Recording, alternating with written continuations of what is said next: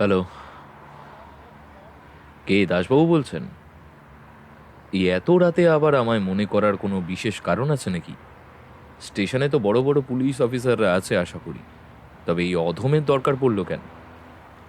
খুবই গুরুত্বপূর্ণ একটা ব্যাপার অজিতেশ বাবু। আব্দুল শেখ গ্রেপ্তার হয়েছে। আর আমরা সন্দেহ করছি শহরে যে গ্যাংটা ডাকাতি করে বেড়াচ্ছিল ওদেরই একজন হলো এই লোকটা। শহরে এত বড় বড় ডাকাতি করে গ্যাংটার তো কোনো হদিশই পাওয়া যাচ্ছে না। যদি এর দিয়ে কোনো তথ্য জানতে পারা যায়, তাই আপনাকে ফোন করা। বুঝতে পারলাম। যদি লোকটা সেই গ্যাংয়ের লোক হয় তো তবে সেটা খুব ভালো ব্যাপার হবে। কিন্তু লোকটা কি মুখ খুলেছে?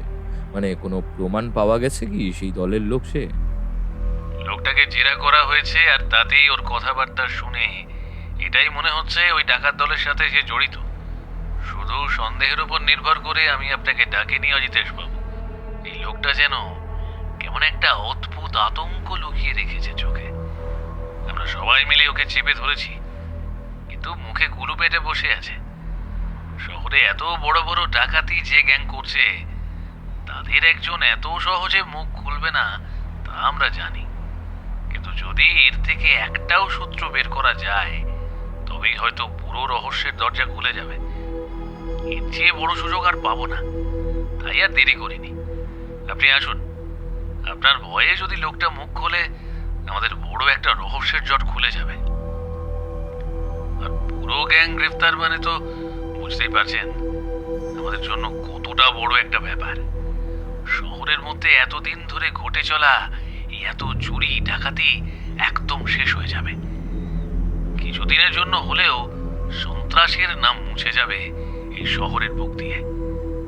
তাই আমি এতটা জোর দিচ্ছি। আমি নিজে হ্যান্ডেল করতে পারতাম, তবে আপনি যখন আগে থেকে এই কেসটার ব্যাপারে খোঁজ নিচ্ছিলেন, তাই সুযোগ আসতেই দেখে নিলাম। খুব ভালো কাজ করেছেন দাসবাবু।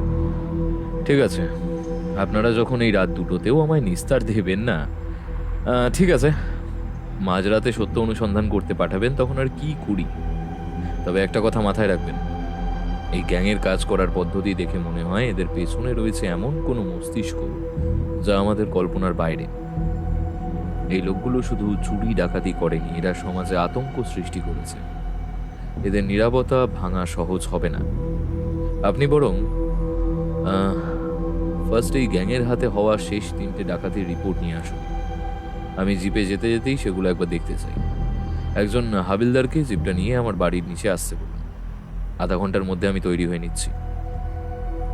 পাঠককুলের বোঝার সুবিধার্থে এখানে আগেই বলে রাখি যে দীর্ঘ কিছু মাস যাবৎ আমাদের এই কলকাতা শহরের বুকে প্রচণ্ড পরিমাণে চুরি ডাকাতি এবং ছিনতাইবাজদের আগমন ঘটেছে। অনুমান করা হচ্ছে সন্ত্রাসবাদীরা একসাথে মিলে এই কার্যক্রমগুলি চালাচ্ছে।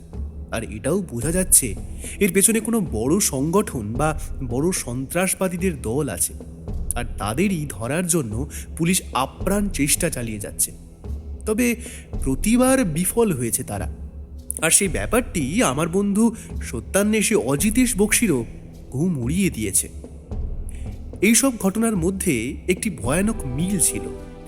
প্রতিটি ডাকাতিতে এমন নির্মমতা ব্যবহার করা হয়েছে যা কেবল টাকা লুট করার জন্য নয়, যেন একটা আতঙ্ক সৃষ্টি করাটাই তাদের আসল উদ্দেশ্য। প্রমাণ না রাখা এবং পুলিশের সব রকম অনুমানকে ব্যর্থ করে দ্রুত সরে যাওয়ার ক্ষমতা থেকেই অজিতেশ নিশ্চিত ছিলেন এটি কোনো ছিঁচকে চোরের কাজ নয়। এই কারণে অজিতেশ প্রথম থেকেই এই মামলাটিকে গুরুত্ব দিচ্ছিল। আব্দুল শেখের মতো একজন সামান্য খবরই কেন এত কঠিন হয়ে আছে, সেটাই এখনকার সব থেকে বড় রহস্য। তবে আমি এখন যে এই ঘটনার কথা বলবো, বা বলা চলে সেই কেসে ওকে আমি কোনো রকম সাহায্য করিনি। আমি তখন একটু গ্রামের বাড়িতে গিয়েছিলাম জমি জমার ব্যাপারে দেখাশোনা করতে। তবে ফিরে এসে ওর মুখেই সম্পূর্ণ ঘটনাটি শুনি, যেটি এখন সম্পূর্ণভাবে আপনাদের কাছে তুলে ধরব।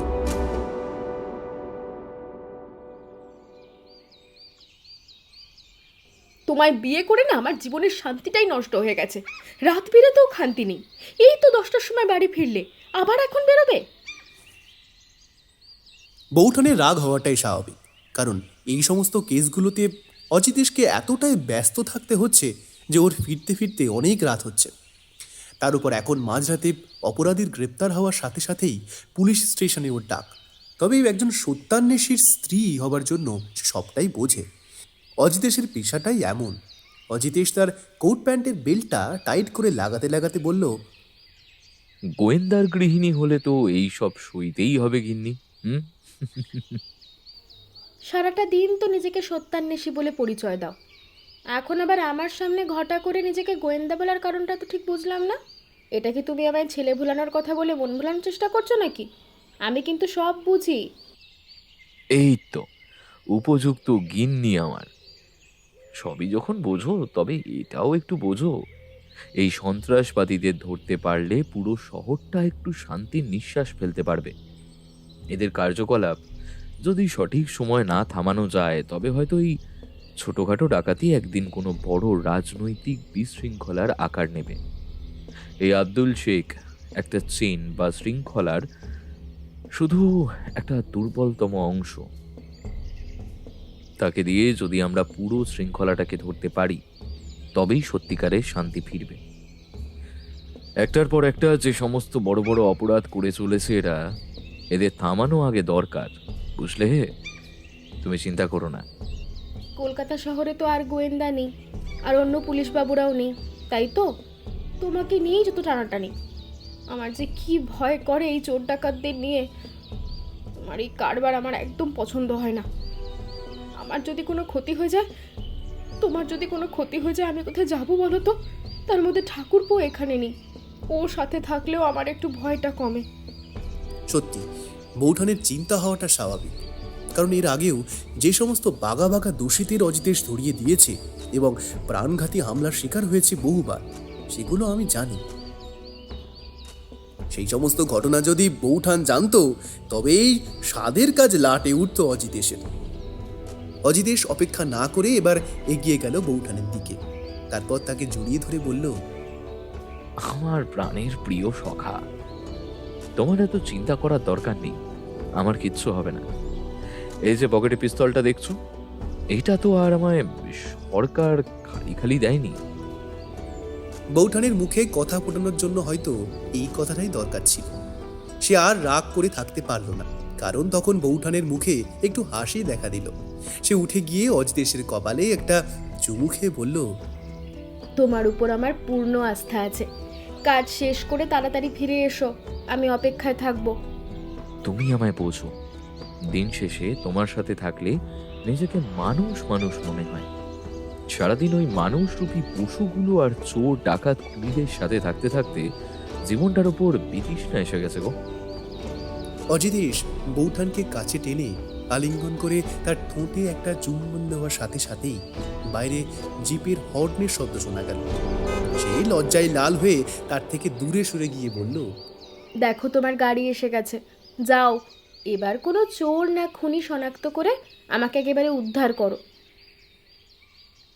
অজিতেশ হাসতে হাসতে বাড়ি থেকে বেরিয়ে এসে জিপে উঠে বসতেই জিপ ছেড়ে দিল।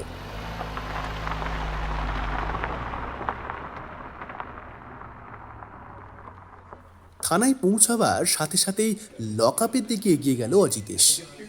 সেখানে দাসবাবু এবং অপর একজন হাবিলদার পাহারায় ছিল। হাবিলদার তাকে দেখা মাত্রই সেলাম ঢুকল। দাসবাবু বললেন, আপনি এলেন অবশেষে। আপনার আসামি ভেতরেই আছে, তবে তেমন কিছু পেট দিয়ে বার করেনি। আপনার ভয়ে যদি মুখ খোলে। আমরা চেষ্টা করে দেখেছি বহুবার, কিন্তু কোনো লাভ হয়নি। আর হ্যাঁ অজিতেশবাবু, একটা কথা, লোকটা কিছুতেই দলের নেতা বা তাদের কাজের ধরন সম্পর্কে কিচ্ছু বলছে না। কেবল বলছে সে খবর জোগাড় করত। আমাদের মনে হচ্ছে সে মূল দলের ভয়ে মুখ খুলছে না। এতগুলো ডাকাতির পর যদি একটাও সূত্র না পাই তবে আমাদের ব্যর্থতা হবে চরম। আপনি দেখুন, যদি কোনো মনস্তাত্ত্বিক চাপ দিয়ে কাজ হয়, দেখুন আপনি পারেন নাকি। ঠিক আছে, আমি দেখছি। তবে একটা কাজ করুন, আপনি ফার্স্ট এড বক্সটা তৈরি রাখুন, দরকার লাগতে পারে। আর রক্ত আটকাবার জন্য ওষুধ তৈরি রাখুন। কথাটা শোনা মাত্রই দাসবাবু কেমন যেন অদ্ভুতভাবে চাইলেন অজিতেশের দিকে, কিন্তু ওনার মুখেই তখন খেলা করছে এক হাসি। সে ভিতরে প্রবেশ করতেই দেখতে পেল চেয়ারের উপর হাত পা বাঁধা একটা রোগাটে ধরনের লোক বসে আছে। অজিতেশ ভালো মতো জানে যে এদের থেকে কিভাবে পেটের কথা বার করা যায়। সে দ্রুত গতিতে তার গলা চড়িয়ে কড়া মেজাজে বলল, এই রাতের বেলা তোর জন্য আমার ঘুম ভেঙেছে আরামজাদা। কি আমি যেই না ঘুমাচ্ছিলাম। যা জানিস মুখ খুলে ফেল, না হলে তোর শরীরের হাড়গুলো আমার খুলতে বেশি সময় লাগবে না। দেখ, লাঠি টাঠি আমি ধরি না, সোজাসুজি মুখ খোল, না হলে বাবু, বাবু আমি সত্যি বলছি, আমি কিছু জানি না। আপনারা আমায় খালি খালি তুলে এনেছেন। আমি আমি খালি ওই লোকগুলিকে বাড়ির বাইরে দিয়ে খাবার সাপ্লাই করতাম, আর কোন বাড়িতে কত টাকা বা গয়না আছে সব খবর জোগাড় করে দিতাম। আমি নিজে কোনোদিন ওদের বাড়ির ভিতরে যাইনি, এমনকি দলের গোদাটার মুখও কোনোদিন দেখিনি।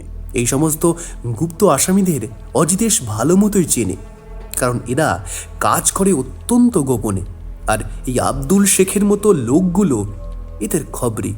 এরা ভিতরের খবর কিছু জানে না, বাইরে দিয়ে খবর সাপ্লাই করে আর অপরাধীদের খবর পৌঁছে দেয়। তবে একে একটু বাজিয়ে না দেখলে হয়। অজিতেশ একটু হাসলো, তারপর বলল, তার মানে বলছিস দলের একটা বড় দলপতি আছে, তাই তো? আর কতগুলো লোক ছিল যারা ডাকাতি করত? সত্যি কথা বলবি কিন্তু, হ্যাঁ? কতজনের জন্য খাবার নিতে যেতি? সত্যি কথা বল, না হলে আমার থেকে খারাপ এই রাতে আর কেউ হবে না। বাবু, কয়েকদিন তো 7 জন, কয়েকবার 6 জনের খাবার নিয়ে যাবার অর্ডার আসতো আমার কাছে। আমি খালি খাবার দিয়ে চলে আসতাম, আর প্রতিবার আলাদা আলাদা জায়গায় খাবার দেবার জন্য ডাক পড়তো। আমি যে বেশি কিছুই জানি না, আপনারা দয়া করে আমায় ছাড়িয়ে দেন। আমি তো আপনাদের সবটা বললাম, এবার অন্তত আমায় বিশ্বাস করুন। অজিতেশ লোকটার কথায় কান না দিয়ে বলে উঠল, খবর জোগাড় করে দিতি মানে? তুই কিভাবে জানতি কার বাড়িতে কত টাকা বা গয়না আছে? এটা তো ভিতরের লোক ছাড়া জানা সম্ভব নয়। সত্যিটা বলবি আমায়, নাকি অন্য উপায় অবলম্বন করতে হবে? লোকটা যে এবার একটু ভয় পেয়েছে সেটা তার মাথা থেকে গড়িয়ে পড়া ঘাম দেখে সহজেই আন্দাজ করা যায়। এবার আব্দুল শেখ একটু মাথা নিচু করে ধীর গলায় বলল, আমায় ভুল ভাববেন না স্যার, এটাই তো আমার কাজ, না হলে পেট পালবো কেমন করে? আমি খালি পয়সা দিয়ে বাড়িতে কাজ করা চাকর বাকরের কাজ দিয়ে খবর বার করে আনতাম। কত কি মালকড়ি আছে এই সব, ওদের থেকে ভালো এসব খবরের হদিশ কে দেবে বলুন? ওদের দিয়েই এই সমস্ত খবরের হদিশ পেয়ে যেতাম আমি, আর আমার দিয়ে ওরা টাকা পেত। দেয়া তো মেরেই শেষ করে ফেলবো। তোর জন্য কত লোকের প্রাণ গেছে জানিস?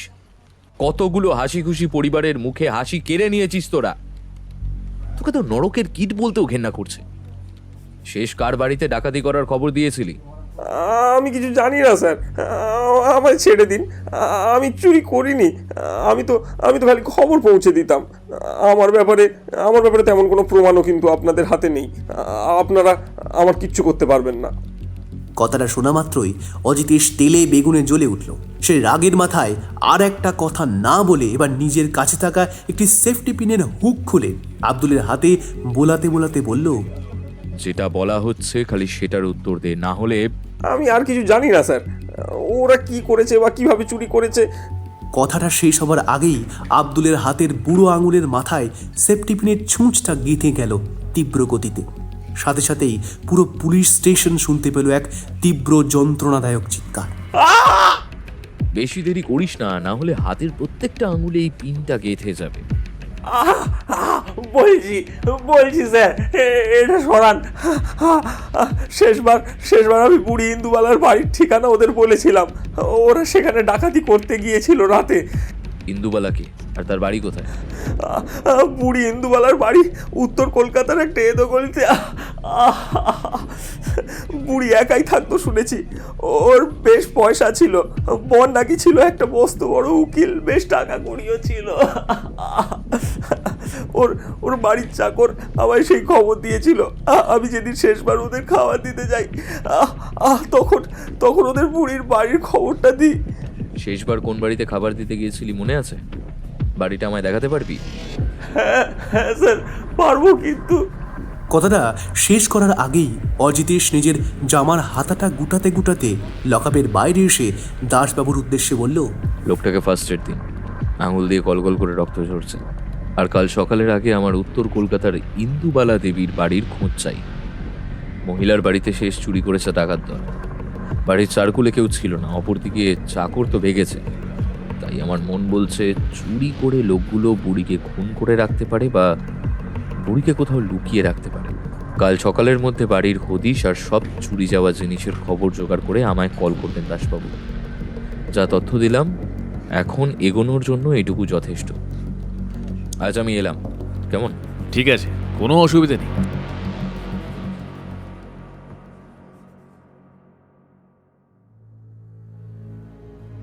অজিতেশ তার স্বভাব সুলভ ভঙ্গিতে একটা সিগারেট ধরিয়ে ধোঁয়া ছাড়তে ছাড়তে এগিয়ে গেল জিপের দিকে। পরের দিন সকালে যখন ঘুম ভাঙল তখন প্রায় বেলা 10টার কাছাকাছি। পুলিশ স্টেশন দিয়ে কয়েকবার ফোনও এসেছে দাসবাবুর তরফ থেকে। উঠেই সে হালকা খাবার খেয়ে তৈরি হয়ে নিল পুলিশ স্টেশনে যাওয়ার উদ্দেশ্যে। বেরোতে যাবে তার আগেও থানা থেকে একটা ফোন, তাতে বলা হলো যে কিছু তথ্য জানা গেছে। অজিতেশ আসলে সবটা জানানো হবে। সেই সমস্ত তথ্য নাকি ফোনে বলা অসম্ভব। সেই দিন কলকাতা শহরের চৌরাস্তায় বেশ ভিড় ছিল, তাই পুলিশ স্টেশনে পৌঁছাতে দেরি হলো বেশ। তার কারণ অবশ্য একটাই, রাস্তায় কোনো রাজনৈতিক দল তাদের কার্যক্রম চালানোর জন্য পথে নেমেছে এবং তাদের এই বক্তৃতা সভার জন্য সাধারণ মানুষের হয়রানি। সারা রাস্তায় খালি ভিড় আর ভিড়। যে রাস্তা দিয়ে যেতে আগে সময় লাগতো 5 থেকে 6 মিনিট, সেটা আজ লাগলো 20 মিনিটের কাছাকাছি। এই সমস্ত সমস্যার কোনো সমাধানও নেই, চিরকাল চলে এসেছে আর চলেও যাবে। সবটাকে মেনে নিয়ে এগোতে হবে সাধারণ মানুষকে। ট্যাক্সি করে অজিতেশ যখন থানার সামনে নামলো তখন বেলা 12টার কাছাকাছি। সে তড়ি ঘড়ি ভিতরে প্রবেশ করে দেখতে পেল দাসবাবু চেয়ারে হেলান দিয়ে বসে আছেন এবং তার সামনে খোলা রয়েছে পাহাড় সমান বহু কাগজের ফাইল। আর সব থেকে বড় কথা হলো আজ ভদ্রলোকের মাথায় ভ্রুকুটি থাকলেও মেজাজ বেশ ফুরফুরে। সেটা বোঝা গেল ভদ্রলোকের পরের প্রশ্ন থেকে। ঘুম ঠিকঠাক হয়েছে তো অজিতেশবাবু? এটাই শোনা বাকি ছিল মশাই আপনার থেকে। মাঝরাতে ফোন করে ডেকে ঘুম থেকে তুললেন আর এখন জিজ্ঞেস করছেন ঘুম কেমন হয়েছে। আপনি পারেনও বটে। বাদ দিন, যা খবর নিতে বলেছিলাম নিয়েছেন? সে আর বলতে হবে না, আমি আপনি যেমনটা বলেছিলেন সেই মতোই খবর নিয়েছি। মানে বাড়িটা আমরা খুঁজে বার করেছি। আমার মন বলছে ওই ডাকাতগুলো বাড়িটা ভাড়া নিয়ে সেখানে তাদের ঘাঁটি গেড়েছিল। এখন সেখানে যে আর তারা থাকবে না সেটা বলাই বাহুল্য। তবে ইন্দুবালা দেবীর বাড়ির খোঁজ তল্লাশি করা হয়েছে এবং আপনার সন্দেহই ঠিক, সেখানে প্রায় পচা গলা একটা লাশ পাওয়া গেছে। তবে লাশটা এখনও শনাক্ত করা যায়নি, দেহটার অবস্থা খুব খারাপ। ফরেন্সিক টিম প্রাথমিকভাবে সন্দেহ করছে শরীরে একাধিক ধারালো অস্ত্রের আঘাত ছিল, যা প্রমাণ করে ডাকাতির চেয়েও এখানে নিষ্ঠুরতা বেশি ছিল। এটা নিঃসন্দেহে এই গ্যাংয়েরই কাজ অজিতেশবাবু। তাদের নৃশংসতা সীমা ছাড়িয়ে গেছে। আচ্ছা, আপনি কি সেখানে যাবেন? আমি আর আমার লোক সকালে গিয়ে দেখে এসেছি, আপনার না গেলেও চলবে। গাড়ি বার করুন তাড়াতাড়ি। এখানে বসে থাকলে হবে না, আর ফরেন্সিক টিমকে স্পটে পৌঁছে তল্লাশি চালাতে বলুন। আমি প্রথমে ডাকাতগুলোর ডেরার কাছে যাব, তারপর না হয় ইন্দুবালা দেবীর বাড়ির দিকে। তথ্য প্রমাণগুলো ততক্ষণে ফরেন্সিক বিভাগের খুঁজে বার করতে সুবিধা হবে। কোনো প্রমাণ যেন মুছে না যায়, সব কিছু আমার চাই। যে আগে তাই হবে। বাড়ি দুটোতে আমাদের পুলিশের লোক আছে, তারা আপনাকে সব রকম সাহায্য করবে। আর ফরেনসিক বিভাগের লোক অত্যন্ত দক্ষ, তাদের কাজের উপর আমার বেশ ভরসা আছে। আশা করি তারা আপনার বলা কথা মতো কাজ করবে, আপনাকে নিরাশ করবে না অজিতেশবাবু। পুলিশ স্টেশন থেকে বের হয়ে জিপে উঠেই অজিতেশ ঠিক দুপুর 1টা নাগাদ পৌঁছালো বাড়িটার দিকে। ছোট একতলা বাড়ি, বোঝাই যাচ্ছে বাড়ির মালিক বেপাত্তা। কলকাতা শহরে এমন অনেক বাড়ি আছে যাদের মালিক বাইরে থাকে, টাকার বিনিময়ে বাড়ি ভাড়া দেয়, কিন্তু বাড়িতে কি হয় কেউ জানে না। একজন কম বয়সী পুলিশ ছোকরা অজিতেশের কাছে এগিয়ে এসে বলল, নমস্কার স্যার, এই বাড়িটাতে তল্লাশি করে তেমন কিছু পাওয়া যায়নি। পুরো বাড়িটাই খালি, ডাকাত দল এখানে থাকতোই না। এমনকি এখানে মানুষ যে থাকতো তারই কোনো চিহ্ন অবধি নেই। তার মানে যে লোকটা স্টেশনে ধরা পড়েছে সে আমাদের ভুল ইনফরমেশন দিয়ে কিছু একটা লুকাতে চাইছে। ওদের মতলব কি আলাদা? আব্দুল শেখ যদি মিথ্যেই বলবে, তবে কেন সে এই বিশেষ বাড়িটার নাম করলো? এই ফাঁকা বাড়িটার নাম করে সে কি আমাদের মনোযোগ অন্য দিক দিয়ে সরিয়ে দিতে চাইলো, নাকি এটা ওদের কোনো প্রচ্ছন্ন ইশারা? আরো বড় কিছু ডাকাতের প্ল্যান করছে না তো ওরা? আমাদের এখানে ব্যস্ত রেখে নিজেরা অন্য কার্য সিদ্ধি করবে না তো? আমার মন বলছে এটাও হয়তো ওদের কোনো চাল হতে পারে। কথাটা বলতে বলতেই অজিতেশ অজান্তেই নিজের পকেট থেকে বার করে আনলো একটা সিগারেট। তারপর সেটা জ্বালিয়ে একটা সুখ টান দিয়ে ধোঁয়াটা উপরের দিকে ছাড়লো এবং তারপর বলল, এখন কিছুই বলা যাচ্ছে না অজিতেশবাবু, তবে এই বাড়িটাতে মানুষ থাকতো না এটা সঠিক। আর ডাকাত দলে তো 5 জনের বেশি থাকলে তাদের পায়ের ছাপ পাওয়া যেত, কিন্তু পুরো বাড়িটাই অপরিষ্কার, মেঝেতে পুরো ধুলোর আস্তরণ জমে আছে। এখানে তারা ছিল না। আমার মন বলছে এটা গভীর কোনো ষড়যন্ত্র। কথাটা শেষ হবার আগেই অজিতেশ তার সন্দেহ ভরা চোখে বাড়ির চারিপাশটা ভালো করে নিরীক্ষণ করে দেখে বলল, তোমরা বাড়িটা পুরো ঘুরে দেখেছো? ঘরগুলোতে যে লোক ছিল না সেটা বুঝতে পারলাম, কিন্তু আমার চোখ যে অন্য কথা বলছে। এর জন্য যদি বলি তোমাদের অভিজ্ঞতা এখনো কম। বাড়ির পেছন দিকে যে রাস্তাটা জঙ্গলাকীর্ণ, সেখানে কাদামাটির ওপর আমি কয়েকটা পায়ের ছাপ দেখে আসলাম। কাদায় স্পষ্ট 5-6টি আলাদা মানুষের জুতোর দাগ। আব্দুল শেখ যেমনটা বলেছিল ঠিক সেই কজনেরই ছাপ। এরা এখানে হয়তো দীর্ঘক্ষণ থাকেনি, কিন্তু ঠিক এই জায়গাটা দিয়েই কেউ গভীর রাতে যাতায়াত করেছে। চলো সেদিকে যাওয়া যাক, সেখানে যদি কিছুর হদিশ পাওয়া যায়। তার জন্যই তো আপনি এত বড় গোয়েন্দা, মানে থুড়ি সত্যান্বেষী। চলুন চলুন এগিয়ে দেখা যাক। আপনিও আমার সঙ্গে সঙ্গে আসুন স্যার। ওই দিকটায় জঙ্গল, একটু ভয় ভয় লাগছে, যদি থাকে কিছু। অজিতেশ যখন 3-4 জন পুলিশের লোককে নিয়ে বাড়ির পেছনের দিকে এগোলো, পায়ের ছাপ লক্ষ্য করে তারা সেইখানে পৌঁছে একটা অদ্ভুত ব্যাপার লক্ষ্য করলো। সেই স্থানে রয়েছে একটা ছোট মতো ইদারা। তবে কি ডাকাত দল সেখানে নিজেদের চোরাই মাল লুকিয়ে গেছে? সেইখান দিয়ে কি উদ্ধার হবে চুরি যাওয়ার সমস্ত টাকা আর সোনাদানা? কথাটা ভাবতে ভাবতে যখন অজিতেশ ইদারার কাছে পৌঁছালো, ঠিক এমন সময় একটা ঘটনা ঘটে গেল, যার জন্য প্রস্তুত ছিল না কেউ। হঠাৎ করেই যতজন এসেছিল তাদের অবাক করে ইদারার পাশের একটা জঙ্গল দিয়ে ফোঁস ফোঁস শব্দ করে বেরিয়ে এলো একটা লম্বা সরীসৃপ। হয়তো পরিত্যক্ত বাড়ির জঙ্গলে মানুষের যাতায়াত নেই, তাই হয়তো সে এখানে বাসা বেঁধেছে। তার উপরে এমন বর্ষাকাল, সাপখোপ থাকা কোনো অসাধারণ ব্যাপার নয়। অজিতেশ হাত দেখিয়ে সবাইকে পিছিয়ে যেতে বলল। যদি সেটা কোনো বিষধর সাপ হয় তার ভয়। সে নিজেও একটু একটু করে ধীরে ধীরে পিছিয়ে এলো। ঠিক এমন সময় পায়ের শব্দ শোনা মাত্র জিপটা তীব্র আক্রোশে ফনা তুলে আক্রমণ করতে এলো তাদের উপরে। পেছন দিক দিয়ে ততক্ষণে একটা পুলিশ তার পিস্তলটা তাক করেছে সাপটার দিকে। যে কোনো মুহূর্তে সেই পিস্তলের গুলি লাগার সাথে সাথেই ছিন্ন ভিন্ন হয়ে যাবে এই নিরাপরাধ জিপটার। কিন্তু বন্দুকের খুঁট শব্দটা শোনা মাত্র অজিতেশ নিজের হাত তুলে সেটা নামিয়ে নিতে বলল। তারপর অতি সাবধানে প্রচণ্ড সাহসের সাথে সাপটার সামনে নিজের ডান পায়ের বুট জুতোটা সাপটার দিকে হালকা করে নাড়তে থাকল। সাপটাও যেন মন্ত্রমুগ্ধের মতো বুটের দিক বরাবর মাথা দুলিয়ে তার প্রত্যুত্তরে জবাব জানাচ্ছিল। কিন্তু সবাইকে অবাক করে একটা অদ্ভুত ঘটনা ঘটে গেল। হঠাৎ করে জিপটা ফনা নাবিয়ে ধীর গতিতে পেছনের জঙ্গলের দিকে ঢুকে গেল। একসাথে 4 জন মানুষ দেখল সত্যান্বেষী অজিতেশ বক্সী কিভাবে এক বিষধর সাপকে অতি সহজে না মেরে কুপকাত করে ফেললেন। তারপর সবার দিকে তাকিয়ে ওদের উদ্দেশ্যে বলল, সব জায়গায় বন্দুক বার করার কি কোনো দরকার আছে হাবিলদার? এরা অবলা জীব, আমরাই তো এদের ঘর জঙ্গল ধ্বংস করে বসতি বানাচ্ছি। নিরপরাধ জীবদের মেরে সব কার্যসিদ্ধি হয় না। যাই হোক, এগিয়ে চলো, ইদারাটার ঢাকনাটা হাঁটাও। এটা যে খোলা হয়েছে কয়েকদিনের মধ্যে তা আমি নিশ্চিত।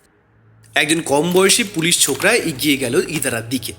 সে অত্যন্ত কৌশলে বল প্রয়োগ করে সিমেন্টের ইদারার ঢাকনাটা ফেলে দিতেই অবাক হয়ে চিৎকার করে বলে উঠল, অজিতেশ বাবু, এখানে যে একটা বয়স্ক মহিলা পড়ে রয়েছে, একে হাত পা বেঁধে ফেলে দেওয়া হয়েছে। ইদারাটা শুকনো, তাই আশা করা যায় জীবিতই আছেন। যে করেই হোক ওনাকে আমাদের উদ্ধার করতে হবে। সবাই কাছাকাছি দড়ি জাতীয় কিছু জোগাড় করো। জিপে সেটা আছে আশা করছি। তোমাদের নেমে ওনাকে তুলে আনতে হবে। সেই স্থান দিয়ে উদ্ধার হলেন বৃদ্ধা ইন্দুবালা দেবী। ডাকাত দল তাকে এই বাড়ির ইদারার মধ্যে ফেলে দিয়ে গিয়েছিল।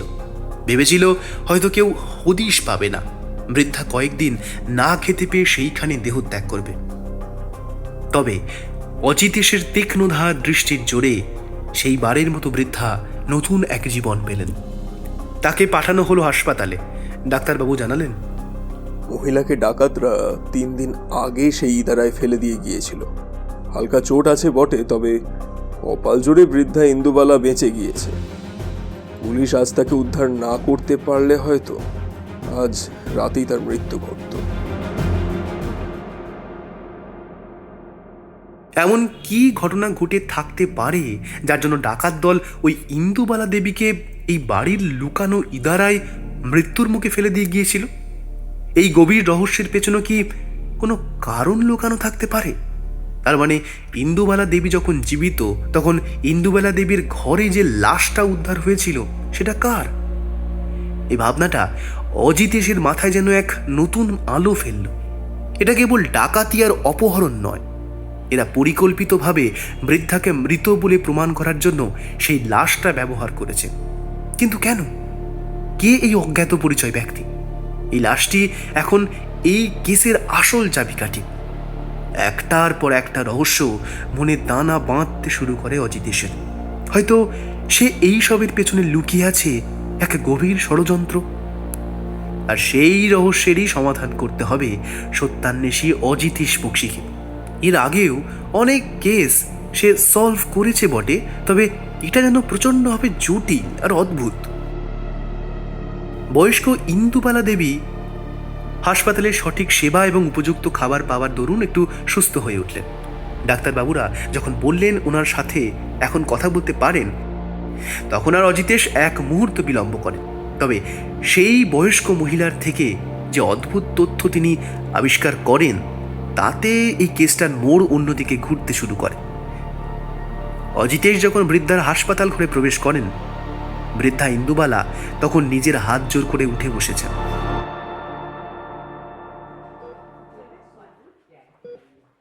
এমা, আপনি উঠে বসলেন কেন? এমনিতেই আপনার শরীরের অবস্থা তেমন ভালো নয়। আপনি শুয়ে পড়ুন, শুয়ে শুয়েই বলুন। বাবা, তোমায় যে কি বলে ধন্যবাদ দেব, তার আর আমার কাছে কোনো ভাষা নেই গো।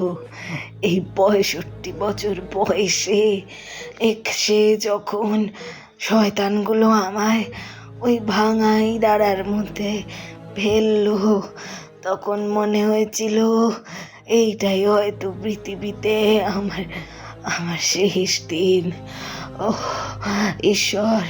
ঈশ্বর হয়তো আমায় অজানা কোনো পাপের সাজা দিচ্ছেন, তাই হয়তো আমার জীবন আশা নেইভাবেই ঘটবে। তবে তুমি দেবতার মতো এসে আমায় উদ্ধার করলে। তুমি আমার ছেলের মতো বাচ্চা। অজিতেশের চোখ দুটো যেন খানিক সময়ের জন্য ছলছল করে উঠল। সত্যি এই রকম কাজগুলো করার জন্যই তো এই সত্য অনুসন্ধানের পেশা বেছে নিয়েছিল। এক বৃদ্ধা মায়ের মতো মানুষের জীবন রক্ষা করার মতো মহৎ কাজ তো আর হতে পারে না। তবে অজিতেশ নিজেকে সামলে নিয়ে বলল, আপনাকে ধন্যবাদ দিতে হবে না, এটাই আমাদের কাজ। তবে আপনার থেকে আমরা কিছু তথ্য জানব। আসলে ওই ডাকাত দলটি আমরা বহুদিন ধরে খুঁজে চলেছি, কিন্তু উপযুক্ত সাক্ষ্য প্রমাণের অভাবে তাদের ধরা সম্ভব হচ্ছে না। আপনার সাথে তারা কি করেছে বা কি জন্য তারা আপনাকে ধরে নিয়ে গিয়েছিল, সবটা আমাদের খুলে বলুন। তাতে আমাদের কাজে অনেক সুবিধে হবে। তোমাদের কাজে আসতে পারলে তো আমার ভালোই লাগবে গো। ঠিক আছে, তবে বলি শোনো, সেই দিন রাতটা কবে আমার ঠিক মনে নেই, তবে সপ্তাহখানেক আগে হবে মনে হচ্ছে। আমি রাতের বেলা নিজের খাওয়া দাওয়া সেরে সবে শুয়েছি, রাতে আমার ঘুম তেমন একটা গাঢ় হয় না। আসলে বাতের ব্যথাটা মাঝে মাঝেই বাড়ে। সেই দিন রাত তখন কটা হবে, ওই 2টো মনে হয়। আমি হঠাৎ করে কয়েকজন লোকের কথাবার্তার শব্দে ঘুম থেকে উঠে বসি। ঘুম ভাঙতেই লক্ষ্য করি প্রায় 5 লোক তন্ন তন্ন করে আমার ঘরটা অগোছালো করছে গো। আমি বয়স্ক মানুষ, ওদের দেখা মাত্র বলে উঠি, এই তোমরা কারা? আমার ঘরে কি করছো হে? বুড়িতে দেখে গেছে, ওকেই জিজ্ঞেস কর মাল সব কোথায় রাখা আছে। এই শালি বুড়ি, জলদি বল টাকার আরেক 10 ভারী গয়না কোথায় লুকিয়ে রেখেছিস? আর বেশি কুইকাই আর চিৎকার করলে এখানেই মেরে শেষ করে দিয়ে যাব। আমি বয়স্ক মানুষ, তোমরা আমার সাথে এমনটা কেন করছো বাবা? চুপ পড়িয়া, সেটা বলা হচ্ছে, খালি সেটার উত্তর দে, না হলে ওই যে ওই লোহার বড় সিন্দুকটা দেখছো, ওটার মধ্যে কাপড় জামা রয়েছে, তার নিচেই রয়েছে সোনা দানা। আর টাকা? আমাদের কাছে পাক্কা খবর আছে তোর কাছে ভালো লাখ টাকার উপর ক্যাশ আছে। মরা স্বামীর সব সম্পত্তি পেয়েছিস তুই। তোমরা জান এবার নিয়ে নাও, টাকা গয়না সব সব, কিন্তু আমায় প্রাণে মেরো না গো। কথা দিলাম আমি পুলিশকে কিছুটি জানাবো না। সব টাকার সোনা দানা পেয়ে গেছি, এগুলোকে এখন ব্যাগে চালান করি, তারপর দেখবো এই বুড়িটার কি করা যায়।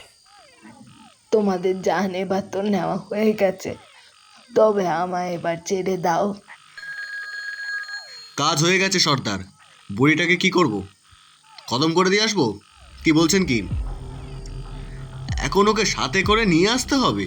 এ তো বেয়াক্কেলি ঝুঁকি। এটাকে এখানেই শেষ করে দিয়ে আসলে ল্যাটা চুকে যেত। ঠিক আছে দেখছি। হ্যাঁ রাখুন। বস ফোন করেছিল নাকি? বুড়ির চোখ বাঁধ, ওকে নিয়ে যাওয়ার হুকুম এসেছে। জানি না সর্দার কি চাইছে, তবে হুকুম এসেছে যখন করতেই হবে। বাবা, সেই দিন ওরা আমার চোখে একটা কাপড় বেঁধে গাড়ি করে যে কোথায় নিয়ে গেল সেটা ঠাউর করতে পারলাম না। তবে তবে গাড়ি থেকে নামার সময় ওরা আমার চোখের বাঁধনটা খুলে দেয়। তখন দেখতে পাই জায়গাটা একটা দোতলা বাড়ি, বেশ ভালো ভদ্রলোকের বাড়ি বলা চলে। কিন্তু ঘরে প্রবেশ করে বুঝলাম এই বাড়িতে কোনো আসবাব নেই, মানে বাড়িতে কেউ থাকে না গো। আমি বয়স্ক মানুষ, মনে মনে তখন প্রচণ্ড ভয় পেয়ে যাই। কি করবে ওরা আমায় নিয়ে ভাবি। তবে তবে কেন জানি না তারা আমায় কিছু বললো না গো। তোমরা তো আমার সব লুট করলে, আর কি কিছু বাকি আছে? তোমরা এত জোয়ান জন্ডা লোক, আমি কি এখান থেকে এই বুড়ো বয়সে পালাতে পারবো? তার চেয়ে বরং আমায় ছেড়ে দাও, বলছি তো, কাউকে কিচ্ছু বলবো না আমি। আপনাকে ছেড়ে দেওয়া হবে, চিন্তা নেই মাসিমা। ওরা খারাপ লোকজন। আমাদের একটা কাজ আছে, আপনার বাড়িটাকে আমরা এই একটা কাজেই ব্যবহার করব। কাজটা শেষ হলেই আপনাকে নিয়ে কি করা হবে সেটা ভেবে দেন। চিন্তা নেই, কাজ হয়ে গেলেই আপনি ছাড়া পেয়ে যাবেন। তোমরা কি পাচ্ছ বলো তো, শুধু শুধু এই বুড়ো মানুষটাকে কষ্ট দিয়ে? এই বাড়িতে জানেন প্রায় 7টা বাড়ির লুট করা টাকা পয়সা আর সোনাদানা আছে। তোমায় তো টাকার সমুদ্রে সব রক্ষা করার জন্য রাখলাম। তুমি অত না কথা বলে চুপচাপ কয়েকদিন থেকে যাও, আমি কথা দিলাম তোমায় ছেড়ে দেবো।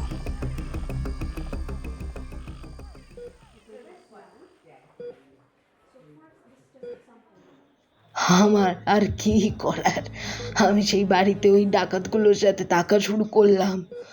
ওরা কিন্তু আমার কোনো ক্ষতি করেনি, সময় মতো খাবার দিয়েছে, জল দিয়েছে। আর আমি জানতাম ওখান দিয়ে পালাবার চেষ্টা একেবারে বৃথা। তাহলে ওরা আপনাকে ধরে রাখলোই বা কেন? না না না না না, কোনো না কোনো তো উদ্দেশ্য আছে। আর আপনার ঘর থেকে আমরা একটা মৃতদেহ উদ্ধার করেছি, সেটাই বা কার? প্রথমে তো ওই পচা গলা মৃতদেহ আমরা আপনার ভেবেছিলাম, তবে আপনাকে উদ্ধার করার পর আমাদের সেই ভুল ভেঙে যায়। বলছি সব বলছি। আমি যেটুকু জানি সবটাই বলছি। আমি সেই বাড়িটায় আছি প্রায় তখন 3 দিন হবে, কিন্তু হঠাৎ করেই সেই দিন একটা অদ্ভুত ব্যাপার লক্ষ্য করি। একটা মেয়ে মানুষকে নিয়ে ডাকাতদের মধ্যে একজন উপস্থিত হয় সেই বাড়িতে। মেয়ে মানুষটির বয়স কত হবে, ধরো ওই 25-26-এর কাছাকাছি। তবে সে যে অপরূপ সুন্দরী তা আমি সহজেই লক্ষ্য করি। আর সব থেকে অদ্ভুত ব্যাপার কি জানো, সেই সুন্দরী মেয়েটি সারা শরীর জুড়ে অসংখ্য সোনার গহনা। তবে ডাকাতগুলো ওকে কী কারণে সেখানে নিয়ে এসেছে সেটা তখনও ঠাউর না করতে পারলেও পরে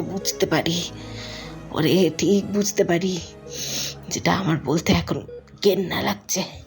আমি দেখতে পাই মেয়ে মানুষটি নিজের একটা ঘরে প্রবেশ করে তার সমস্ত শরীরের কাপড় জামা খুলে দেয়। ওই মেয়ে মানুষটির শরীরের রূপের ঝলকে পুরো ঘর তখন আলোকিত হয়ে উঠেছে। আর ডাকাতগুলো হিংস্র কুকুরের মতো মেয়ে মানুষটিকে লক্ষ্য করছে গো। তারা হয়তো মেয়েটিকে ভোগ করবে বলে তাদের জিভ থেকে লালা রস টুপ টুপ করে গড়িয়ে পড়ছে। আমি তখন সিঁড়ির ওপর থেকে লুকিয়ে লুকিয়ে সবটা দেখছি। একজন নয়, পরপর 7জন লোক একের পর এক মেয়ে মানুষটিকে নিয়ে নোংরা খেলা খেললো। মেয়ে মানুষটির মৃদু চিৎকারে তখন পুরো বদ্ধ বাড়িটা একদম গম গম করছে। একজনের পর একজন বারবার সেই মানুষটিকে ভোগ করলো গো। তবে ওরা যাকে টাকার জোরদার বলতো সেই লোকটি কিন্তু এলো না। সব খেলা শেষ হয়ে যাবার পর মেয়ে মানুষটি যখন নিজের কাপড় জামা পরছিল তখন সেই সর্দার এসে মেয়েটির সামনে দাঁড়ালো। তারপর বলল, কিরে রোশনি, কেমন মজা পেলি আজ? এই মজাই তো তোর শেষ মজা যে। আমার কাছে খবর এসেছে তুই নাকি পুলিশকে আমাদের আগের ডেরার কথা সব জানিয়ে দিয়েছিস। তুই জানিস হারামজাদি, ওই বাড়িতে 2 কোটি টাকার ড্রাগস ছিল, যেটা বাজারে ছাড়লে কত টাকার মুনাফা হতো। তুই শালা বাজা মেয়ে ছেলে, কাজ করবি, টাকা নিয়ে চলে যাবি। তোর এত বড় সাহস হয়েছে যে। বৃদ্ধা খানিকটা সময় একটু শান্ত হয়ে চুপ করে থাকলো। তারপর হালকা নিঃশ্বাস ফেলে তিনি বলতে শুরু করলেন। মেয়েটি তখন কুঁকড়ে পড়ে লোকটির পায়ে প্রাণ ভিক্ষা চাইছিল। তবে তার মধ্যেই ঘটে গেল ঘটনাটি।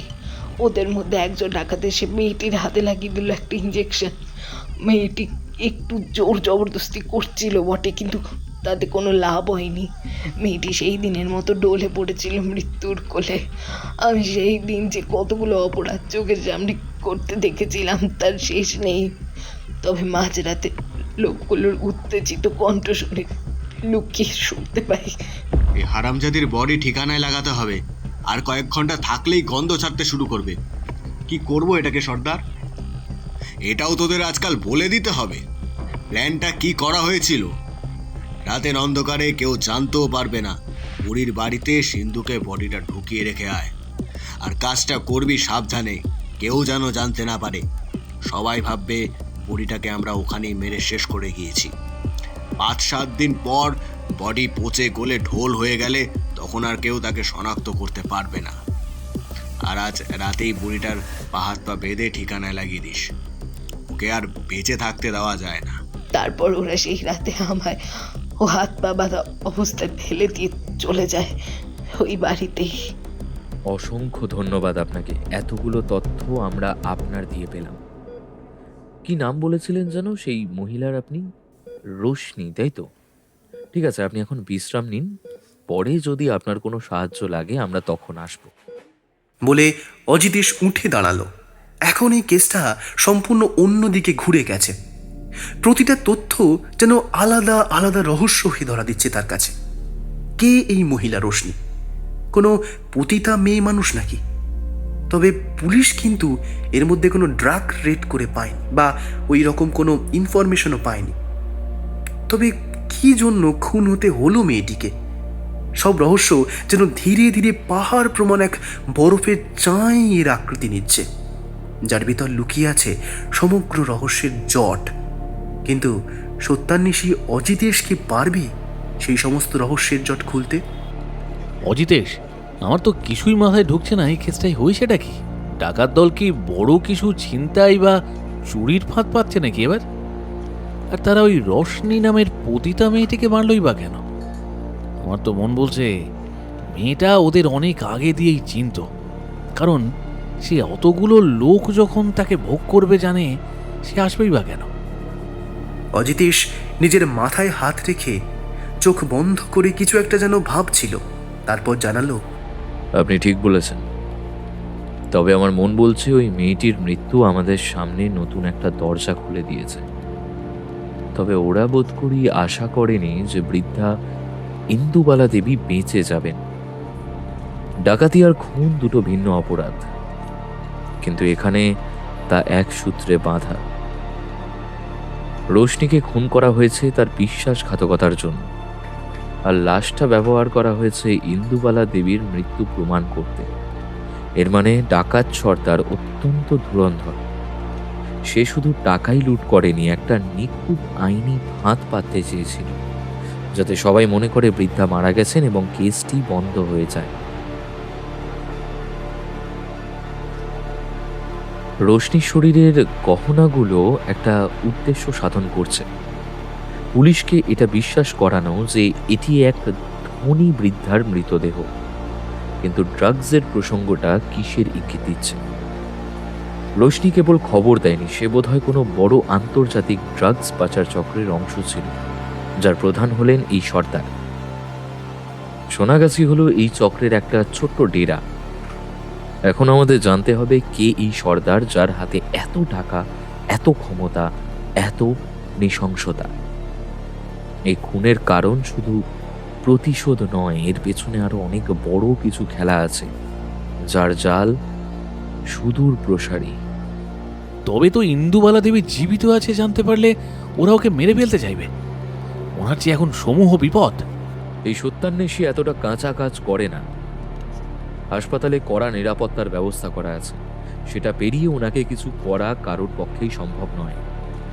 তবে আমাদের এখন কাজ হচ্ছে ওই পতিতা মেয়ে মানুষটির মৃত্যুর তদন্ত করা, আর যে করেই হোক ডাকাত দলের উদ্দেশ্য জেনে তাকে গ্রেপ্তার করা। আমার মন বলছে এইসব ঘটনা সবটাই একটার সাথে অন্যটা অতপ্রতভাবে জড়িত। চলো ওঠো, সোনাগাছের দিকটা একটু গিয়ে দেখা যাক। শহরের বড় বড় পতিতারা সেইখানেই থাকে, আর এ মহিলার গায়ে যখন অতগুলো ভারী গয়না ছিল, সে আশা করা যায় বড় গোছের পতিতা। তাই ওখানে গিয়েই আমাদের খবর বার করতে হবে। দাসবাবু, হাবিলদারকে জিপ বার করতে বলুন। জিপ বার করে স্টার্ট দিতেই অজিতেশ উঠে বসলো তাতে, সাথে দাসবাবু এবং একটি কম বয়সী পুলিশ ছোকরা। দাসবাবু ভালো মনে ওনার উদ্দেশ্যে বলল, কোথায় যেতে হবে এখন? ওই দিকটা নাকি? সোনাগাছির দিকে নিয়ে চলুন, একটা কাজ আছে।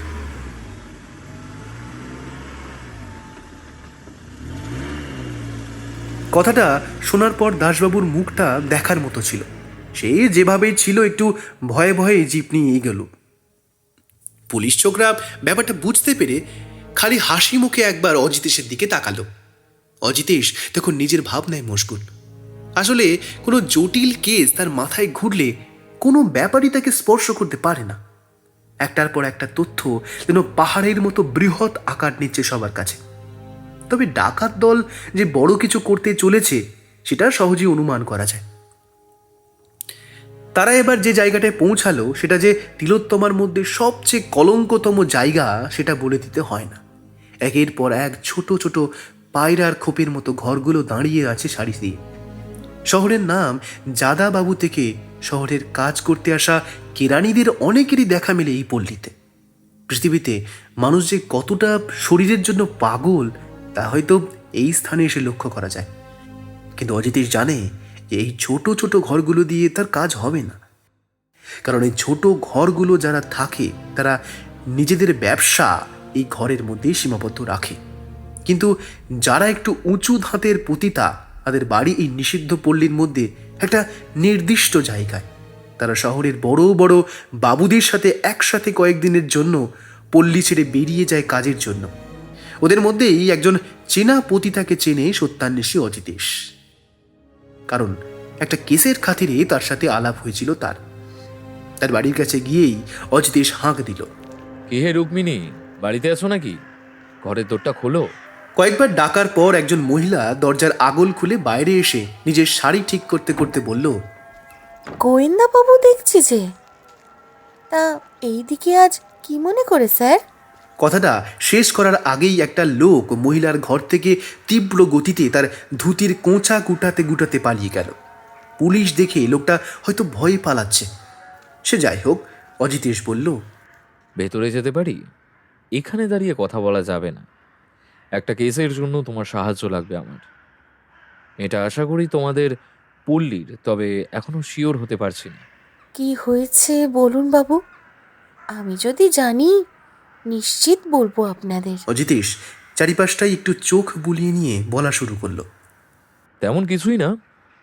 কয়েকদিন আগে আমরা একটা লাশ আবিষ্কার করেছি, আর যতদূর জানা যাচ্ছে সে একজন উচ্চমানের ছিল। তবে কারা যে তাকে এইভাবে খুন করেছে তার তদন্তের জন্যই এত হন্যি হয়ে খোঁজ করা। তোমার কাছে আমার প্রশ্ন হলো, তোমাদের এখানে উচ্চমানের যারা আছে তাদের মধ্যে কেউ কি আছে যে শহরের বাবুদের সাথে অনেকদিন ধরে তাদের সাথে থাকে? তা আছে বই কি, 3-4 জন আছে যারা বাবুদের সাথে বাবুদের বাগান বাড়িতে সপ্তাহের পর সপ্তাহ কাটিয়ে আসে। আমরা এমন একজনকে খুঁজছি যার শরীরে অনেক গহনা ছিল, আর সব থেকে বড় কথা হলো তোমাদের এখানে এর মধ্যে বাবুদের সাথে গেছে এমন কেউ আছে যে অনেকদিন ফেরেনি? হ্যাঁ, সে থাকবে না কেন? সুমেলি আর রোশনি আছে যারা গেছে প্রায় সপ্তাহ হতে চলল, তবে ফেরার কোনো নাম নেই। এর আগেও এরা অনেক দিন বাবুদের খুশি করতে 1 সপ্তাহের বেশি পল্লীর বাইরে ছিল। তবে এবার যেন রোশনি অনেক দিন হলো গেছে, এখনো ফেরেনি। ওদের কারো কোনো ক্ষতি হয়নি তো স্যার? হ্যাঁ, ভেরি স্যাড। তোমাদের রোশনি মেয়েটাই হয়তো খুন হয়েছে, ওর নামটাই হয়তো ধরা পড়েছে আমাদের খবরে। তবে এখনো কনফার্ম না। তবে তুমি আমার আরো একটা খবর বলো। কি অজিতেশ বাবু? এই রোশনি মেয়েটি শেষ যার সাথে গিয়েছিল তার নাম, ঠিকানা বা বাড়ির কিছু আমাদের তার নামটা জানতে পারলে অনেক কাজে দিত। রোশনি তো বলতো এক মুসলমান বাবু, কি নাম যেন, আনোয়ার হোসেন না কি একটা। তার লোকটা নাকি বেশ বড় লোক, আর 1 সপ্তাহের ওপর একজনকে নিয়ে যাচ্ছে, তার মানে বুঝতেই পারছেন তার টাকার অভাব হবে না। আর সে একা না, লোকটার অনেক সাগরিত আছে, বুঝতেই পারছেন। ঠিক আছে, অসংখ্য ধন্যবাদ। এবার আমার কাছে অনেকটা পরিষ্কার হলো ব্যাপারটা। স্যার, একবার কি ওই রোশনির বাড়িটা তল্লাশি করে দেখবো স্যার, যদি কিছু পাওয়া যায়? আর এই আনোয়ার লোকটার নামে কোনো পুরনো কেস রয়েছে কি না সেটাও একবার খতিয়ে দেখতে হবে মনে হচ্ছে। ঠিক আছে, আমি আর দাসবাবু জিপটা নিয়ে বেরোচ্ছি, থানায় গেলাম। হাবিলদার, তুমি ফিরে আমার সমস্তটা খবর দাও। এখানে বেশিক্ষণ থাকা আমার জন্য সঠিক হবে না। হ্যাঁ স্যার, কোনো অসুবিধা হবে না, আমি সময় মতো পৌঁছে যাব। তল্লাশি করে জানা গেল যে বাড়িটাতে মোট মিলিয়ে প্রায় অনেকগুলো সোনার গহনা পড়ে রয়েছে। রোশনি নামের মেয়েটির যে সোনার গহনার প্রতি একটা দুর্বলতা ছিল সেটা আর বলে দিতে হয় না। আর শেষবার সে যে বহু গহনা পরিধান করে বেরিয়েছিল সেটা তো আগেই জানা গিয়েছিল। সুতরাং সেই মেয়েটি যে খুন হয়েছে তাতে কোনো আপত্তি নেই। আর হিসেব মতো বলা যায় ডাকাত দল তার গহনা লুট করেছে।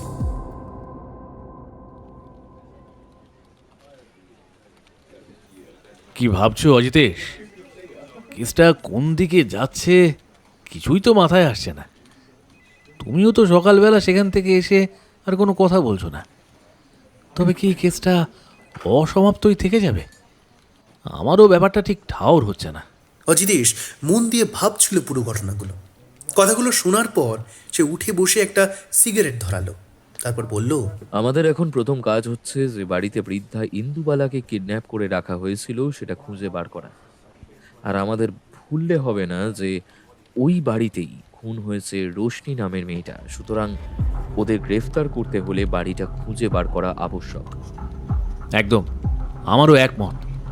তবে সেটা সম্ভব কিভাবে? আমরা তো ওই বাড়িটার ব্যাপারে কোনো ক্লুই পাইনি। তবে সেটা খুঁজে বার করা খড়ের গাদায় ছুঁচ খোঁজার মতো ব্যাপার হবে। বৃদ্ধ ইন্দুবালা এখন পুরোপুরি সুস্থ, তাই ওনাকে সঙ্গে নিয়ে আমরা কলকাতার অলিগলি ঘুরিয়ে দেখাবো। যে কোনো অচেনা, অস্বাভাবিক, সন্দেহজনক জায়গা চোখে পড়লে সঙ্গে সঙ্গে সেই বাড়িতে ঢুকে খোঁজ খবর নেব। প্রয়োজনে তল্লাশিও চালাবো। আমার অভিজ্ঞতা বলছে ডাকাত দল নিশ্চয়ই কোনো সাধারণ বাড়িতে থাকবে না। তারা এমন এক ভাড়ার বাড়ি বেছে নেবে যার আসল মালিক এই এলাকায় থাকেন না বা মাসের পর মাস আসেন না। এতে যেমন তাদের লুকিয়ে থাকা সহজ, তেমন সন্দেহও কম। তাই আমাদের পরিকল্পনা হলো পাড়া ধরে ধরে, এলাকা ধরে ধরে এমন সব ভাড়ার বাড়ির খোঁজ করা যেখানে মালিক থাকে না আর বাড়িটা দীর্ঘদিন ধরে তালা বন্ধ বা অচল অবস্থায় পড়ে আছে। পাশাপাশি ওই বাড়িতে নতুন কেউ উঠেছে কিনা, যদি উঠে থাকে তবে তারা কেমন লোক তারও খোঁজ নিতে হবে। তবে শুধু বাড়ির খোঁজ করলেই হবে না, আশেপাশের সমস্ত স্থানীয় দোকান, চায়ের স্টল, মুদিখানা, সাইকেল মেরামতের দোকান কিংবা ফুটপাতের ফেরিওয়ালা সবাইকে জিজ্ঞেস করতে হবে এলাকায় গত কয়েকদিনে তারা কোনো নতুন মুখ দেখেছে কিনা, কেউ হঠাৎ এসে বাড়ি ভাড়া খুঁজছিল কিনা, কিংবা কারুর চলাফেরা তাদের সন্দেহজনক মনে হয়েছে কিনা। এইসব তথ্যই আমাদের কাছে অত্যন্ত মূল্যবান, কারণ সত্যিটা লুকিয়ে থাকে খুব সাধারণ চোখে।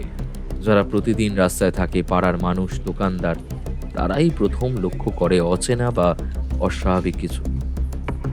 তাদের ভাষা, তাদের বর্ণনা, এই সবই আমাদের তদন্তকে এগিয়ে নিয়ে যেতে সবচেয়ে বড় হাতিয়ার হতে পারে।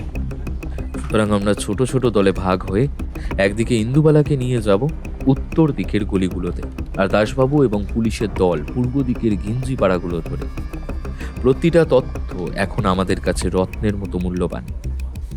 অবশ্যই আমরা তার খোঁজ করব। তবে বৃদ্ধা ইন্দুবালা একবার দেখলে হয়তো বাড়িটা চিনতেও না পারে। তবে বাড়ির ভিতরে সে এতদিন ছিল, সুতরাং আমাদের খুঁজতে বেশি একটা বেগ পেতে হবে না। কাজটা আগে শেষ করো।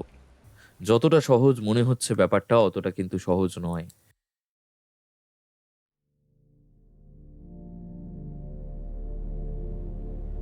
দুই দিন ধরে পুলিশ অনেক খানা তল্লাশি করে জানতে পারে যে উত্তর কলকাতার একটা বাড়িতে কিছু সন্দেহজনক ব্যক্তিরা ঘোরাফেরা করছিল। আর সব থেকে বড় কথা হলো যে আব্দুল শেখ গ্রেপ্তার হয়েছিল, তাকে কয়েকদিন সেই পাড়ার আশেপাশে ঘোরাঘুরি করতে দেখা গিয়েছিল। হয়তো সে ডাকাত দলের খবর জোগান দিতে সেইখানে যেত। খবরটা কনফার্ম হতেই অজিতেশ আর অপেক্ষা করেনি, সে তৎক্ষণাৎ নিজের ফোর্স নিয়ে বেরিয়ে পড়ে বাড়িটা খুঁজে বের করতে। তারা যখন সেই গলির মুখে বৃদ্ধা ইন্দুবালা দেবীকে নিয়ে এগিয়ে গেল, বৃদ্ধা তখনও কিছুই চিনতে পারেনি। দেখুন তো ইন্দুবালা দেবী এই রাস্তাটাই কিনা। বাবারা, রাস্তা তো চিনতে পারবো না, হতভাগাগুলো তো আমার চোখের বন্ধ করে নিয়ে এসেছিল না। বাড়িটা দেখলে বা ভিতর দিয়ে দেখলে হয়তো চিনলেও চিনতে পারি।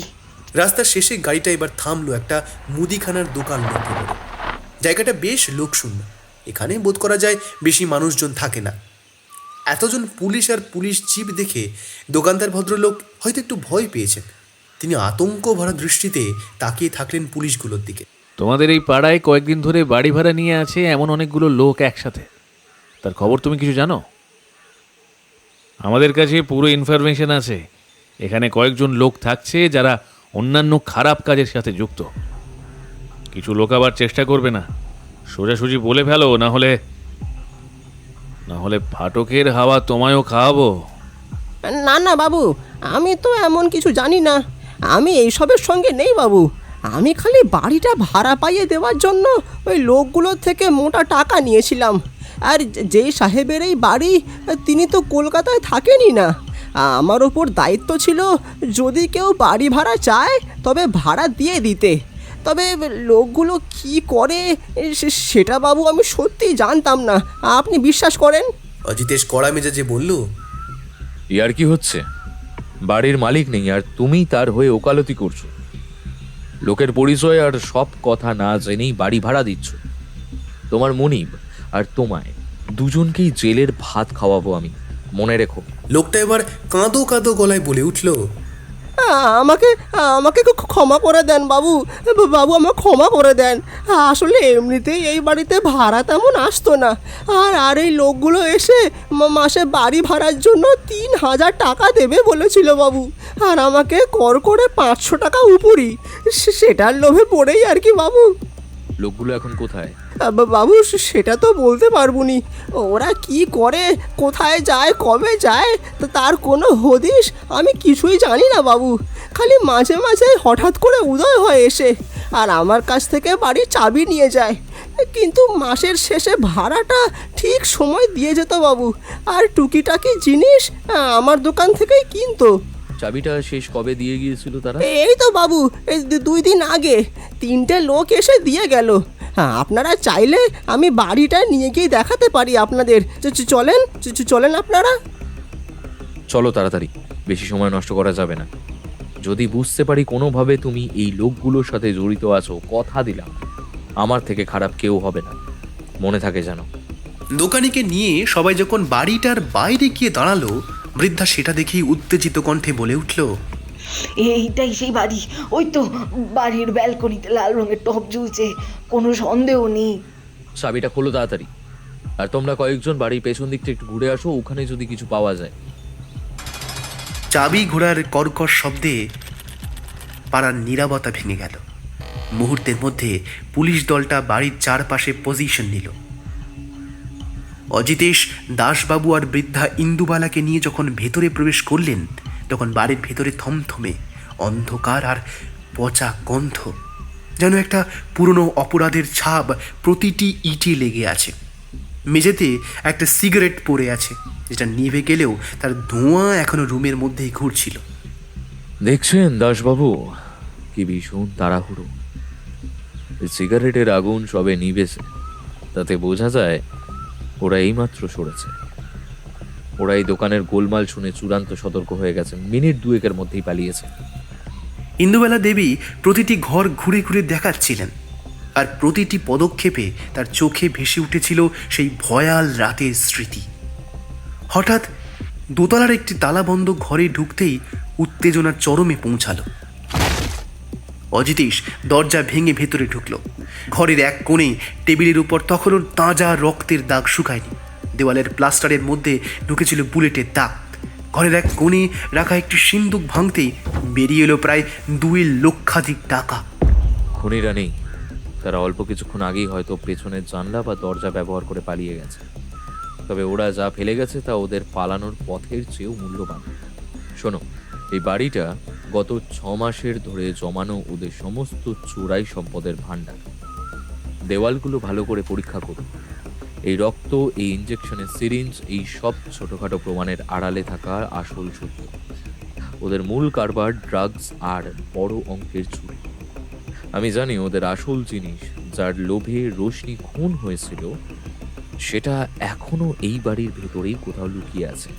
সত্যি যখন বাড়িটাতে তল্লাশি করা হলো এবং জানা গেল যে এখানেই সেই ডাকাতগুলো ডেরা গেড়েছিল, আর সব থেকে বড় কথা হলো যে ঘরে খুনটা হয়েছিল, সব স্থান ইন্দুবালা দেবী সহজেই চিহ্নিত করে দিল। ঘর থেকে উদ্ধার হলো প্রায় 70 লক্ষাধিক টাকা, যা হয়তো ডাকাত দল বিগত কয়েকদিনে লুট করে এনেছিল। পাওয়া যায় প্রচুর পরিমাণে সোনার গহনা, তার মধ্যে যে কিছু মৃতা পতিতা মেয়েটির, সেটা আর বলে দিতে হয় না। এছাড়াও বাড়িতে পাওয়া গেছে ইনজেকশন সিরিঞ্জ, যা দিয়ে খুন করা হয়েছিল রোশনিকে। আর খুনের ঘটনার প্রত্যক্ষদর্শী হলেন বৃদ্ধা ইন্দুবালা। তাই ডাকাত দল ধরা পড়লে তাদের সাজা দিতে কোনো অসুবিধেই হবে না। অন্তত খুনের কেস আর ডাকাতির কেস দিয়ে দেওয়া যাবে। কিন্তু সবথেকে অদ্ভুত একটা ব্যাপার, উদ্ধার হলো এতগুলো রহস্যের মাঝে, যা হয়তো পুরো ঘটনাটাকে অন্যদিকে ঘুরিয়ে দেয়।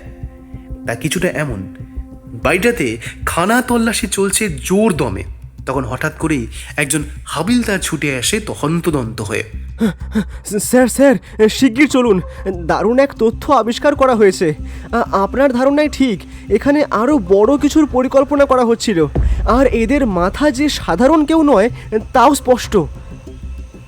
অজিতেশ ও দাসবাবু হাবিলদারের পেছন পেছন গিয়ে দেখলেন কয়েকজন পুলিশ একসাথে সারি দিয়ে দাঁড়িয়ে দেখছে একটা ট্যাঙ্কির লোহার ঢাকনাটা। তবে সেটা খুলতেই বেরিয়ে পড়লো একটা বৃহৎ বড় আকারের সুড়ঙ্গ। সেটা যে কোথায় গেছে তার হদিশ কেউ জানে না।